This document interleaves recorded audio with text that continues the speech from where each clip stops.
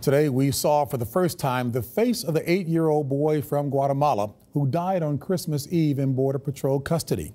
His death has prompted President Trump's Homeland Security Secretary to head to the border for a first-hand review of her agency's treatment of migrants. Janet Shamlian is covering the crisis tonight in El Paso, Texas.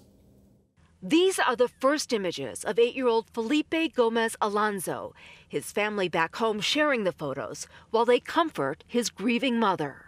I want my son to come back home soon. I am very sad because he is dead, his mother said in an interview with Univision. She asked his body be sent back to Guatemala as soon as possible. His is the second death of a detained migrant child this month. The first prompted outrage on Capitol Hill. I'm asking you to promise that there won't be another death under your watch.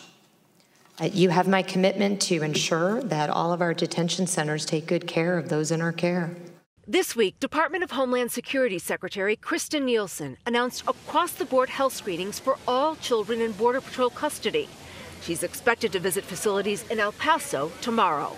We shouldn't have had to wait until children died in government custody for the government to begin to act. This should have never happened. Dylan Corbett helps migrants seeking asylum find a place to stay until they're able to connect with relatives in the United States. His nonprofit and others here have been swamped by more than 1,000 migrants who've been unexpectedly dropped off by border agents since Sunday. Many just left at bus stations with nowhere to go. Corbett says it's a sign of a broken system.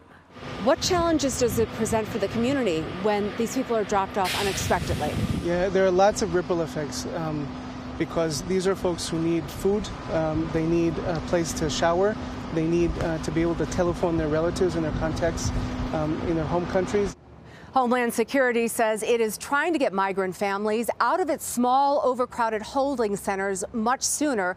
And that's why they've been dropping them off at this El Paso bus station all week. There are more releases to come, but fewer places for these people to stay because the charitable shelters are full as well. JB?